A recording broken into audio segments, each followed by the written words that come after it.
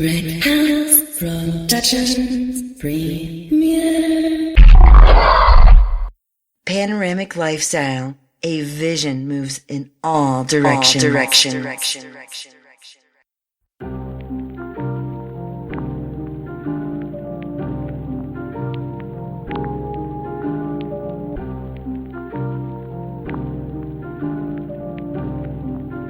Yeah. Perez in my city like Vegas. Like Vegas? I need 1 million people screaming my name. Really, I'm not with the bull, I'm stubborn, baby. Maybe I will or maybe I won't, and that's a whole lot of maybes. Got a whole lot of babies. They need some brand new Mercedes. Can't wait till we take flight. No more asking for favors.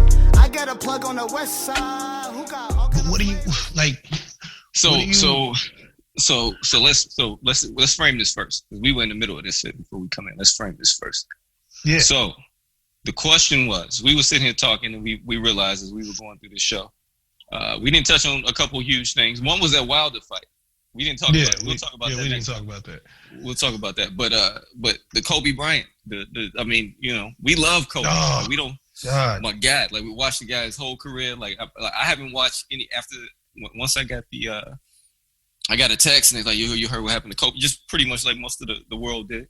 I'm like, oh my God. And that, you know, I think, you know, it was that gut check for everybody. Because as you know, this is how we kind of got to talking about heroes. And we were talking about, you know, your heroes, and Kobe was a hero to a lot of people. And then you went off on this tangent about superheroes, but we won't talk about that. But we got here, and so as we were talking, we wanted to talk about the Kobe Bryant, you know, unfortunate, you know, passing away of him. But we don't want to, you know, we don't do stuff just like most covered stories like most people. So we wanted to take a different angle. As we were kind of going back and forth here, we were talking about, so Kobe's gone now. And I was posing the question to Koffe Black. I'm like, so now Vanessa has just got put in a very high stakes predicament, as she's just inherited an empire that she probably never really wanted to run. She never really wanted to run that. Like Kobe was doing that. I'm pretty sure she has her hustles in the back end. Oh, I'm sure she supported, but yeah. And by never wanted to run, not like not like she couldn't know this. You know, she couldn't know it, or she didn't have the capabilities. But that was.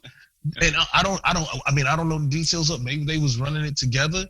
Yeah, I don't know. But now it's all on her. It's all on her. But that's the point. For the moment, it's all on her. There's a part of this that is difficult to talk about, that nobody wants to talk about, that you got to keep going, you got to keep building, and there is a bevy of people that are going to be there to support her, to help her, help the family through this tough transition. But that business still has to continue. Most definitely has to continue. It has to continue. That business that train has to, the train, all of that. And I'm pretty sure it's people already set in position, but it has to be managed. It was all being overseen by Cole, you know? So now, does she elect somebody to take it over? Was there somebody, who was it? Because it was all of a sudden. So all this has to be navigated. That's difficult. That isn't something extremely difficult you don't even want to think about. But the problem is, at some point you have to think about it, because all of us. Listen, all of us have to deal with it. Nobody is exempt from having to deal with it. It's a difficult conversation to have. Like, I don't like that and then if you're that individual, if you're that manager, how do you step into the shoes of Kobe running everything, right? Like, I would only think Vanessa would be the one to do it naturally, but if she elects somebody to do it, how do you, what goes on in your brain? I'm in a position now, you know, overseeing this, and Kobe was just overseeing this. Right. You know what I'm saying? And it was him, you know, being the more sort of, you know, the face of it, and you know, maybe leveraging the deals of it again. And this is all because of, you know, with him coming from the NBA, of course, and being the star that he was. that was just kind of his role in it. That's kind of what created this whole empire. So, again, the actual inner workings are what they were, but as you kind of summarize, it's all her. So now it changes the dynamics of everything, because now, whereas as far as I know, and you correct me if I'm wrong, Vanessa was a super private person. You know what I mean? You kind of seen her out at the games and stuff like that, but they kind of kept that in house. But now Hollywood wants a piece of the story now, right? Because Kobe is not here to say, nah, this is not going down. Y'all not touching my family and my work. So now she's gonna get surrounded by all these people who, we want to tell your story. We want to cover you.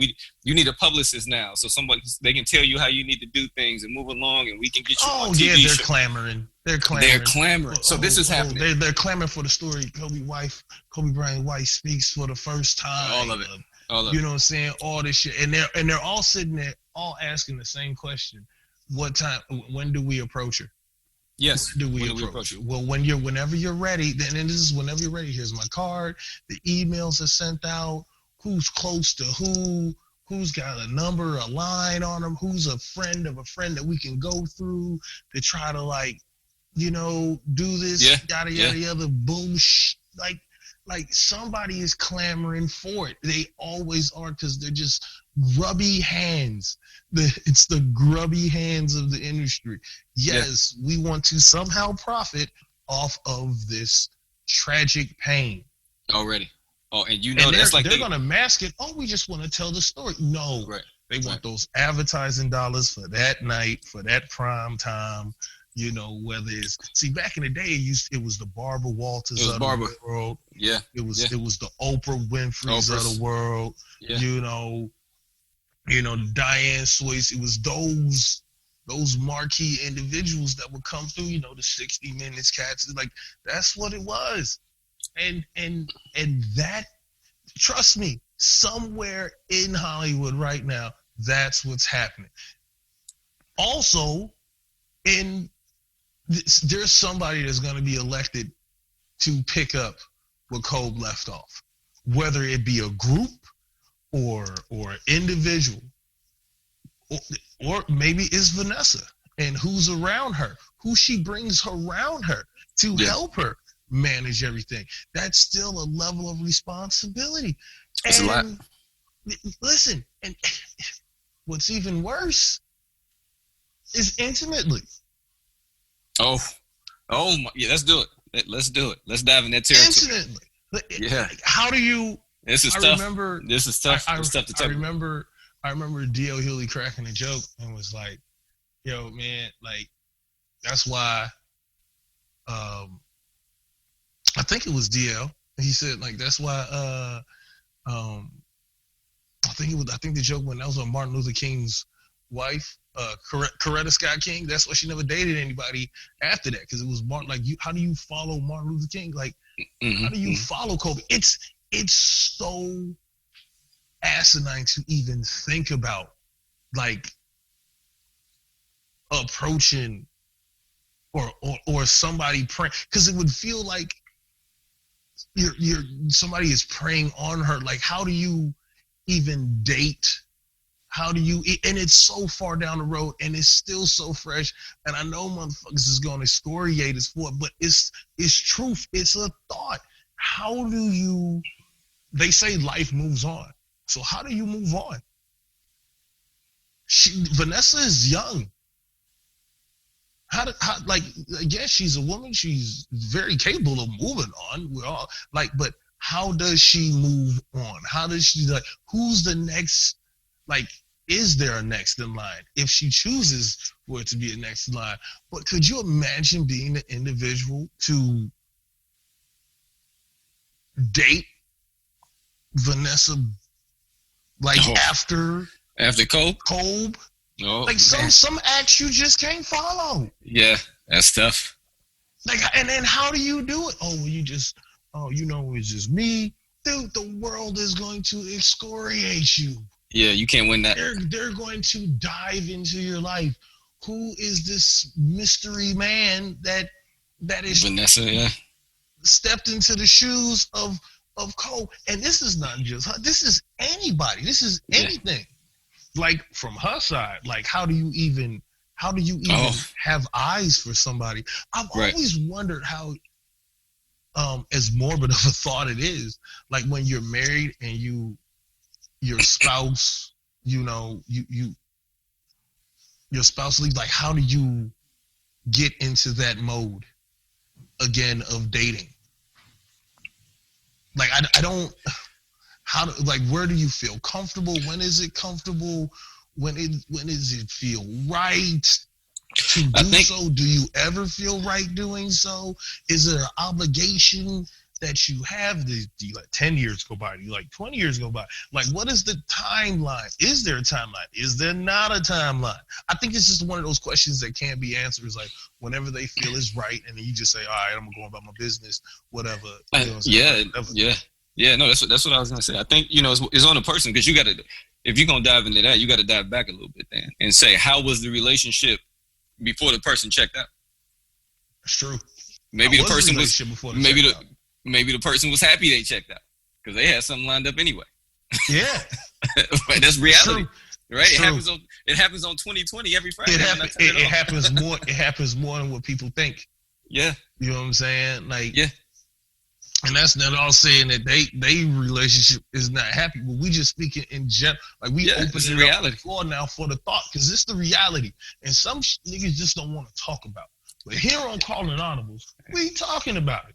Yeah, it's we talking about it. And we talking about it respectfully, but we talking about it because it's a thought to have.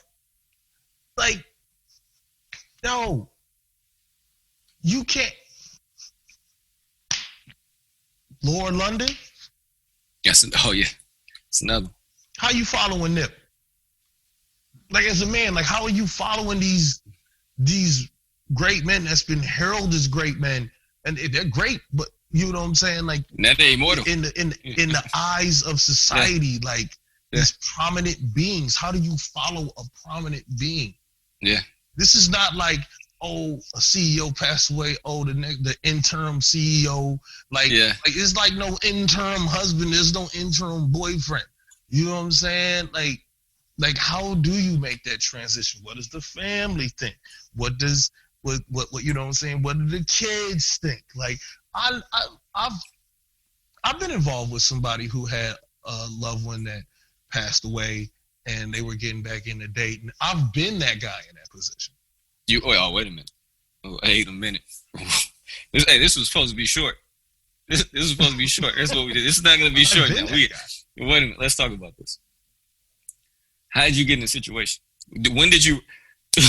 Wait a minute. Before we even go into that, as we were talking about earlier, we were in at this bar over the weekend, and he was having this conversation, and I remember you came back over there and picked up the drink. You were like, I think I'm trying to be picked up. I think this prostitute's trying to pick me up. Yeah. It's true. It really happened, yo. She tried. It was crazy. She never gave me a name. Never asked me my name. She tried to get me to buy her crab cakes and a Caesar salad. Then she came with some sob story about how she got stranded in Vegas, was from L.A. And she was staying, I forgot where she was staying, the SLS hotel. I don't even know what that hotel is, but it's Sahara. She was staying in the SLS, and I just need a little bit of money to get me home. I'm like, look, shorty, I walked over here. Okay, I walked over here like a mile, like 2-3 miles from Bally's. Like, I walked over here to the Peppermint. Like, listen to me. You walk into I see where your spot at. You walk into your hotel. If I walked over, you got over here somehow. Okay? And she was like, first of all, look, I'm broke. Forget what you think. I'm the brokest nigga in Vegas right now. Like, I have no funds. In Vegas, no funds. Besides the bum, it's the bums moving on the street when they cart with everything they got, then it's me. Okay, and I'm flying out. Okay, they here forever. I'm flying out. My broke ass is going back home to be broke. Right? So you might be worse off than me. Regardless, however it go down, I'm not buying you crab cakes. And y'all gonna be like, oh, Koffe Black cheap. He ain't want to buy a prostitute crab cakes. Yo, she can suck dick for crab cakes. She wouldn't even, like she was soliciting me for crab cake, Caesar salad, and they said, oh, I don't want anything from you. Oh, it doesn't have to be. Look, and then I saw her steal $20 from a waitress. Wait, what happened? Listen, I saw 20 on the floor. Now, in my mind, the waitress was just sitting there because I was smoking. That was our waitress, right? Yeah, our waitress, and I was sitting there smoking. Yeah. And understand something. This is like where we're at. It's like a lion's den fire pit. So it's a fire pit with water, like a waterfall, and we're sitting like down in these steps, and it's like a circular, like couch seating around like this fire pit, but it's like sectioned off or whatever. So I moved over to the side because, you know what I mean, I needed my little nicotine fix or whatever. She slid over because I didn't want to bother anybody by the smoke. So as I moved over, then she was like, oh, are you going to smoke? Because I don't want to bother anybody. I was like, oh, okay, yeah, cool, whatever. And then small talking to, she kept on asking me what I was eating, this, that, and other. And then she kept on trying to get me to order. She said, I'm not ordering that. I'm good. I'm here for a business meeting, da-da-da-da. So anyway, the waitress comes up and sits down on the brick of like the fire pit waterfall thing, right next to us, on the side of her. Now, when she gets up, I never saw the $20 fall on the floor from her tray or out of her pouch. So I can't necessarily say it was the waitress's $20. But I do know that 20 was not there on the floor of my peripheral vision. I also know that this chick, when she paid for her drink, like she went in her purse looking for money. So I tried to test her. I said, I'm gonna see what kind of woman this is. I said, yo, is that your 20 on the floor? And she was like, oh, wait, oh no, wait, is that your 20? I said, now I easily could have been like, hey, yo, that's my dub. Could you hand me my dub? I think I dropped my 20. I easily could have came up. That's the kind of dude I am. I said, is that your 20 on the floor? She was like, oh, wait, right there? You know what? Hold on. No, I'm not sure. Let me check. Bitch, you know you ain't had no money. You know you ain't had no money. She puts the 20 up. She does a quick glance around. Like this quick glance around like anybody. Yeah, you the shyster. Like a shyster. And then goes, you know what? I think it might be my 20. I think it might be my dub. I'm not sure. And then ordered crab cakes. Oh, shit. That's what she got them crab cakes? Yeah, that's what she got them crab cakes. And then use the money from the crab cakes, like the dub, to pay for that. With the same wage. I'm like, yo, you just took. And I was looking at the wage like, man, yo, you know what I'm saying? Hey, look, man, I'm in Vegas. It's none of my business. Hey, look, whatever. You know what I'm saying? Shorty was probably racking up on tips. That's none of my business. Like I said, I wasn't for sure. I should have asked and wasn't for sure. I wasn't for sure. It might have been baby girl dub. I just knew it was a dub on the floor, and I wasn't having no part in that comment. I wasn't picking it up. But she was soliciting me. Like, I find myself all the time in situations. Like being solicited. Like yeah. But as far as like getting with like in that relationship. Yeah, how did you get in that? So we bringing this back full circle. We were talking about Vanessa jumping back in the thing. So yeah, you said you found yourself as a rebound. Is that what you're trying to say? Yeah. Mm-hmm. Well, and it wasn't like I was the first. Let me put it like this: I wasn't the first guy. After the main dude checked out. Yeah, no, I wasn't the first guy. You know what I'm saying? But I think I was the first serious. Okay. Like real relation, like, you know what I'm saying, something real, right, you know, with real emotion. But I believe I was the first. And it's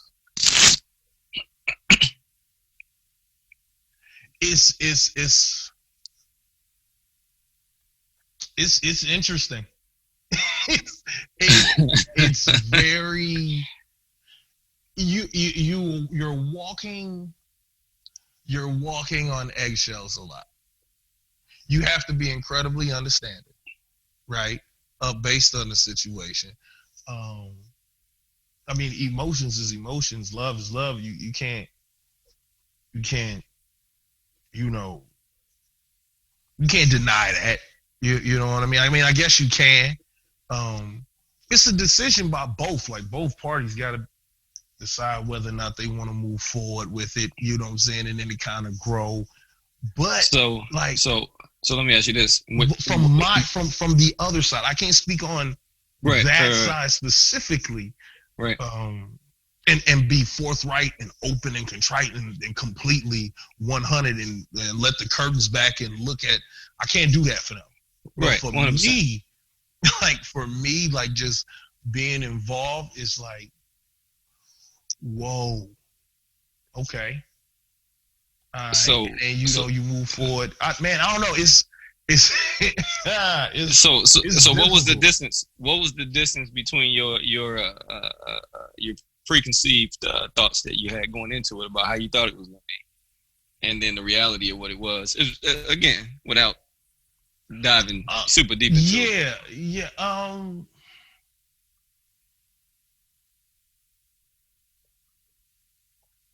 It was. It was. What's the distance? Yeah. You know what?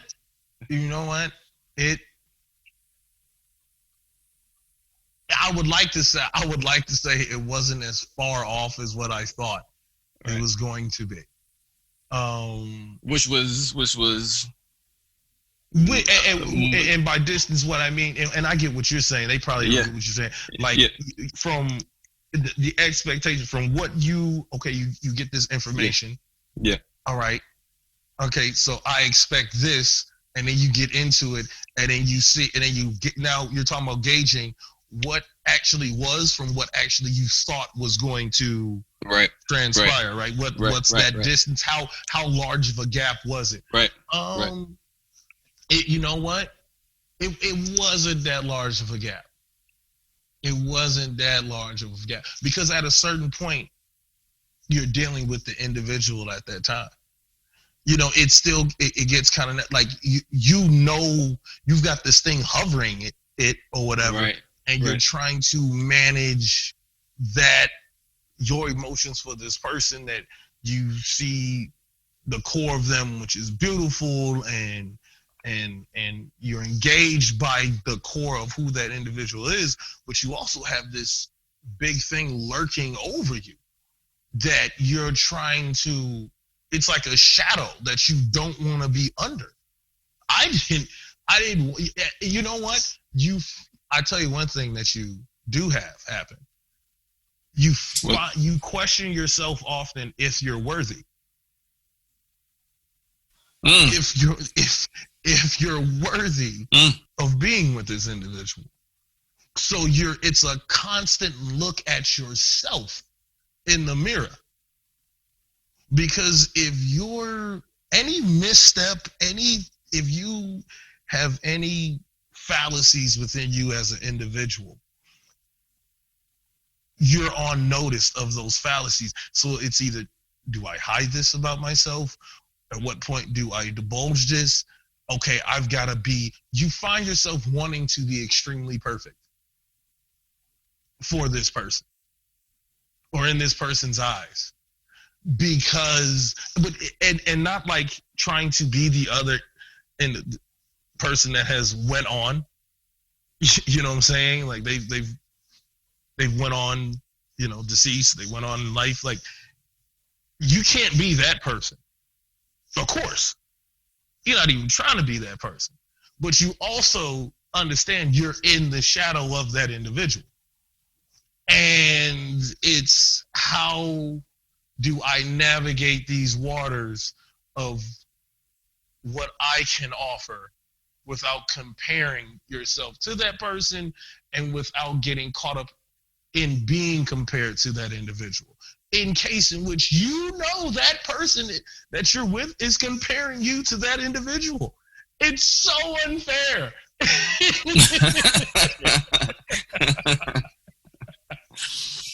And what's crazy is you depending upon how it goes, you find yourself going, all right, well, why would you subject yourself to this?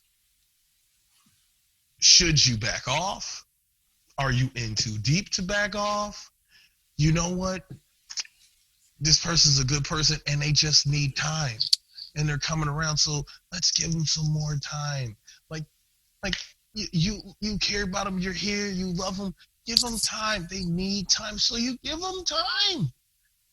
And then you realize, like, the whole time you're giving them time that you're trying to not, you're trying to have a lane for yourself, but it's like this overcast that just stays there, right? It's just shine, and you have to be self-aware, but you also have to kind of like block a lot of your thoughts. Like for me, you know how my brain works. It's right. I'm thinking of everything. So it would be times and shit. Like it'd be times and shit where I'd be like, or you might get frustrated with a person, and I would be thinking, I'd be like, this motherfucker probably looking down on me, like the nerve of you to fucking get frustrated with her, or you know what I'm saying? Like I don't know, like this ghost is like walking around like, oh man, you better not be looking at that other bitch. Like, you know what I'm saying? You're only supposed to have eyes for her. Like all these weird thoughts come into your head as you're trying to step. Like it is incredibly difficult, but it's difficult. But then, like going through the motions is not difficult. It's the you within it. It's how you handle it. You have to be absolutely secure in yourself. And if you are not secure with yourself, it's going to be a difficult ride. Like, and listen, I couldn't imagine. That was on a private, like, you know, that was like, I mean, even in my head, I was like when meeting the family and this, that, and other, it's like, oh, shit, like, y'all know these motherfuckers is judging. Like, in your head, you're just constantly think you're being judged. Judge. I couldn't fucking imagine what it would be like to be the first one to come after Martin, Kobe, Nipsey, or like, there's no way. There's no way. Like, I remember when Prince Charles got with, I don't even remember her name, after Princess Diana. Like, oh yeah, oh my God, they went into that woman's life. Oh yeah, like, they dug all that shit up. Tore it apart. They want to know every grain of you, and they will put it out there. That's, to me, that's even worse. If I don't even know if you can group it as like good or bad, but it's far worse in my head to deal with. And then I wonder the pressures for Vanessa. Like, okay, like Vanessa or Lauren or Prince or whoever, anybody you can use for the purposes of the conversation, but just the spouse. Like, okay, like you got the person that has to come that follow that act. Yeah. And for the spouse choosing the individual to follow that act is gotta be where you going? Where you gonna get? Because what are you basing it off of? What are you basing it off of? Right. Can't be a basketball player. Right. It's gonna be a football player. It can't be an athlete. Like, it could be, but you can't be coming off the bench. Like, yo, you fucking, like, I don't even want to use anybody's name for the example. Like, nah, it is, you know what I'm saying? Like, that notion, And whenever she's ready, whenever the individual's ready, I think, it's on them, and who gives a fuck? Like, I'm pretty sure there's a bevy of people, like, because I feel the same, like, yo, who gives a fuck what people think? Yo, you still have the right to have a second chapter, to be in love.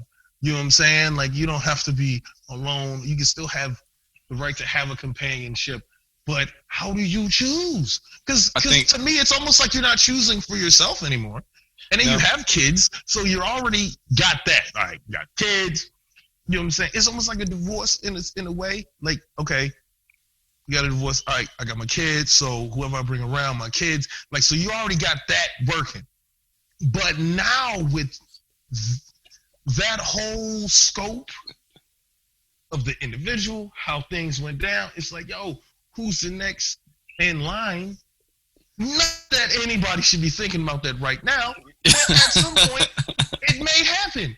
It may happen. If it does, that's a lot to think about, man. That's a lot to think about. And then, off the approach is just like this. It's off the approach. Oh, yeah, yo, hey, yo, man. Yo, that's Vanessa. Okay, man. Pleasure to meet you. Yada. Oh, yeah, pleasure to meet you. Another. Oh, yeah. Get a drink. Oh, okay, yo. Oh, man, yeah, she cool. Somebody might put a bug in your ear. Hey, yo. I think she's feeling you. Who? Who feeling me? What? No, man. Hell no. Nah. Nigga, I gotta go to this business meeting this week. I got shit going on, man. What?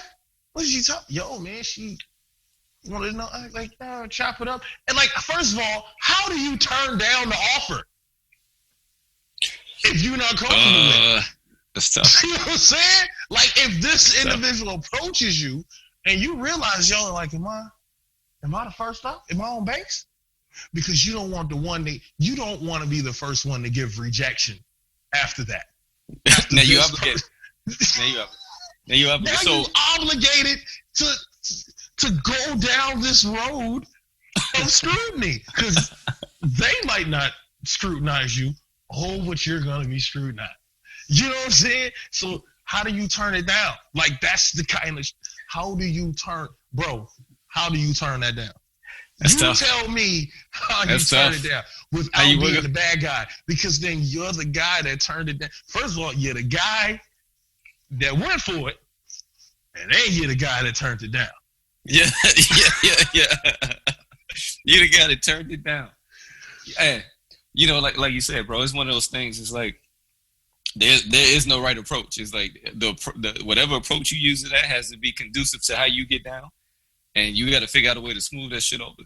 Because so you say, well, all right, I'll try to play the long game and I'll finesse it, and we'll go out on a couple of dates, and then I'll try to break it off. Now you an asshole. Yeah. Right. You strung Kobe's widow along, and then you dumped her.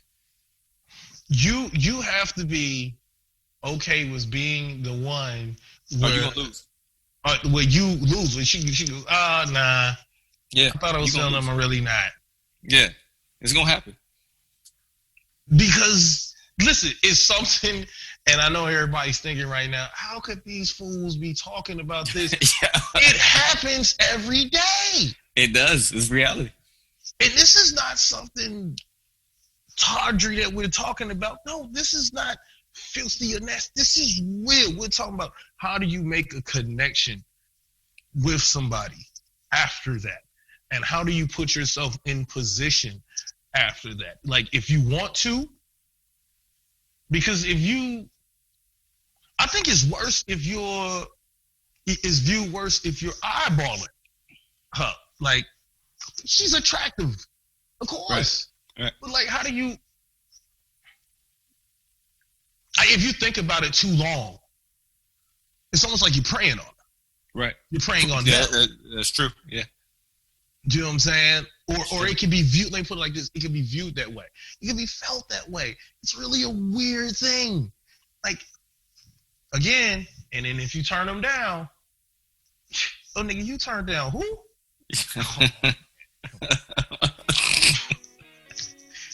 Wait, what? Yo, all right.